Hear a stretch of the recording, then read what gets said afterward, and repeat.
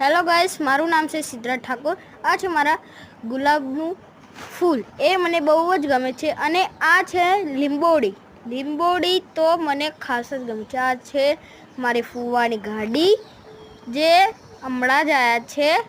અને આગળ જઈને બતાવું તો આ છે મારા દાદાને આલ્યો તો છોડ આલ્યો। પછી આ છે ગુલાબ અને ઝાડ, અને આ મોગરો, અને પાછું ઝાડ। પેલી સાઈડ છે છેતુલી। આ બાજુ મારા કાકાનું ઘર છે। આ બાજુ જઈશું એક ગુલાબ છે। અહીંયા જઈશું તો એક લીંબોડી છે। પછી આગળ સીધું જોઈશું તો એક જાંબુડી છે।